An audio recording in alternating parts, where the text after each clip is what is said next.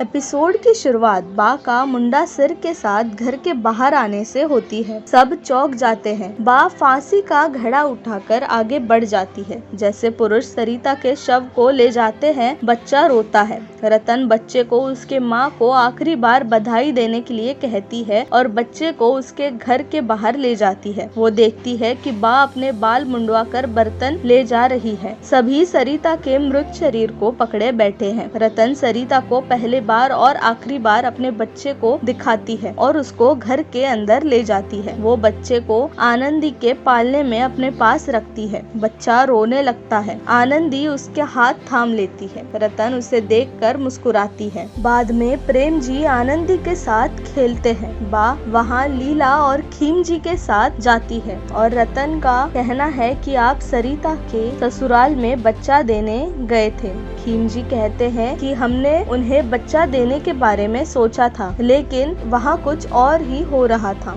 उन्होंने अशोक को किसी और लड़की से शादी करते देखा। बा ने अशोक को किसी और से शादी करने के लिए डांटा, जैसे उसकी पत्नी का अंतिम संस्कार किया जा रहा था। गीता कहती है कि मेरे बेटे की दोबारा शादी करना कोई अपराध नहीं है। खीम जी कहता है कि बच्चे के बारे में सोचो, उसे अपने पिता का प्यार मिलेगा। गीता कहती है कि तुम लोगों ने हमसे जो वादा किया था उसे पूरा नहीं किया। बा गीता से अपने बेटे की शादी करने के लिए कहती है, लेकिन अशोक को बच्चे का स्वीकार करने के लिए कहती है। गीता अशोक से कहती है कि वे उनकी बातें ना माने और नहीं दुल्हन के गले में माला पहनाएं। बा उसे चिल्लाती है और कहती है, मैं तुम्हारी तिजोरी देने आई हूँ। वो बच्चे को फर्श पर रखती है। गीता कहती है कि मेरा बेटा उसे अनाथालय में छोड़ देगा और बा हैरान रह जाती है। बा रतन, सेजल और अन्य को बताती है कि वो बुढ़ापे में बच्चे का देखभाल कैसे करेगी। रतन उसे बच्चे को दिखाती है और कहती है कि वो आनंदी के साथ उसकी भी देखभाल करेंगी।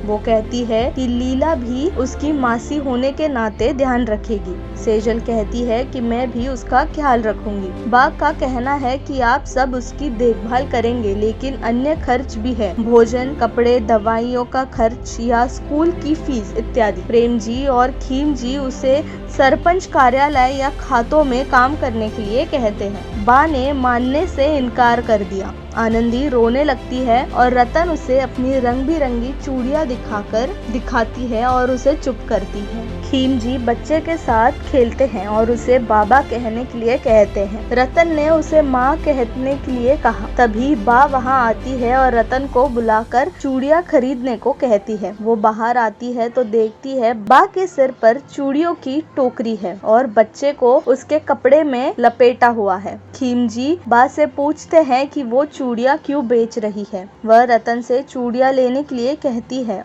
क्योंकि शुरुआत अच्छी होगी। रतन 50 रुपए की चूड़ियां खरीदती है। खीम जी बा को शगुन के रुपए में 101 लेने के लिए कहते हैं। बा इसे लेती है और आनंदी को चूड़ियां उपहार में देती है। रतन बा को डिंगली को छोड़कर काम पर जाने के लिए कहती है। खीम जी उसे आनंदी के साथ रहने के लिए कहती है। बा का कहना है कि बच्चा उसकी लाचारी नहीं है, बल्कि उसकी जिम्मेदारी है। वो बच्चे को लेकर चूड़ियां बेचने जाती है। बाद में वो एक साथ पूजा करते हैं। बा रतन से अच्छे मुहूर्त के बारे में पूछती है। रतन कहती है कि हाँ, आज शादी का शुभ दिन है। बा का कहना है कि आज उसकी भी शादी इसी दिन हुई थी। प्रेम जी सोच में पड़ जाते हैं। खीम जी बा को आज अपने काम से छुट्टी लेने के लिए कहते हैं। बा मना कर देती है और कहती है आज उसके पास और अधिक व्यवसाय होगा। प्रेम जी आनंदी को जल्द ही बड़ा होने के लिए कहते हैं। सेजल का कहना है कि वो स्वाभाविक रूप से बड़ी हो जाएगी।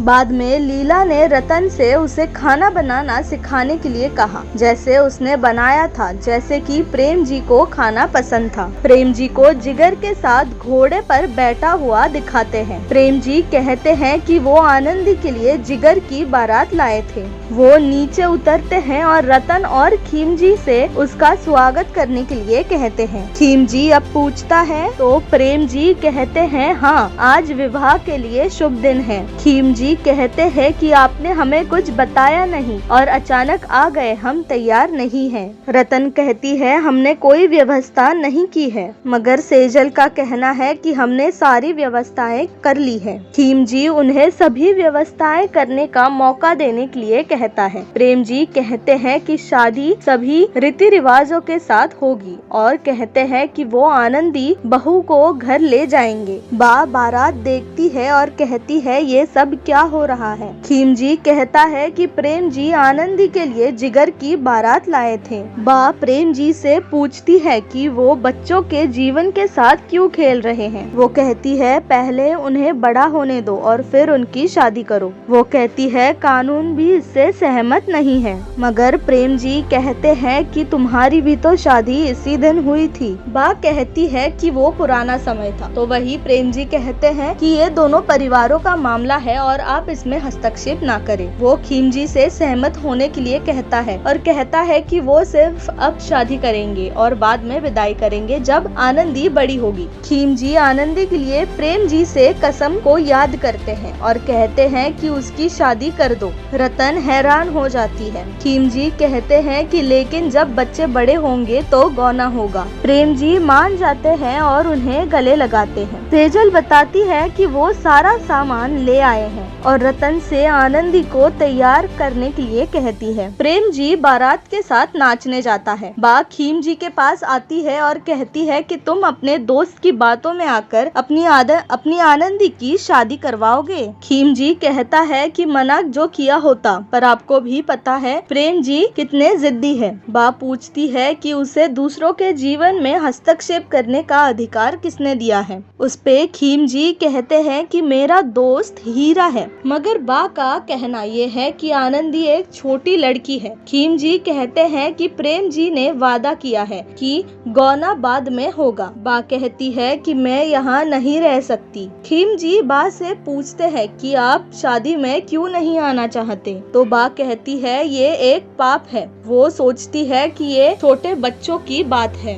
रतन जिगर के स्वागत की रस्में करती है। प्रेम जी रतन को जिगर की नाक खींचने के लिए कहते हैं। सेजल रतन को इसके बजाय प्रेम जी की नाक खींचने के लिए कहती है। प्रेम जी कहते हैं कि वो आनंदी के लिए अपनी नाक खींचने के लिए तैयार हैं। खीम जी उन्हें समधी जी बुलाते हैं और आने को कहते हैं। प्रेम जी अंदर आ जाते हैं। पंडित जी उन्हें दुल्हन को बुलाने के लिए कहते हैं। रतन दुल्हन आनंदी को लेकर आती है। लीला कुछ अनुष्ठान करती है। प्रेम जी जिगर का हाथ पकड़कर उन्हें माला पहनाते हैं और फिर खीम जी उसे आनंदी की ओर से माला पहनाते हैं। पंडित जी उन्हें वर वधू का हाथ एक दूसरे के हाथों में देने के लिए कहते हैं। तब वो आनंदी का हाथ जिगर के हाथों में दे देते हैं, मगर उतने में वहाँ कोई आकर बताता है कि पुलिस को यहाँ हो रहे बाल विवाह का पता चल गया है और वो यहाँ आ रहे हैं, जिसपे प्रेम जी और खीम जी चौंक जाते हैं। ऐसी ही डेली अपडेट्स के लिए फैक्ट मीडिया को लाइक, शेयर और सब्सक्राइब करें और फैक्ट मीडिया के साथ ऐसे ही बने रहिए।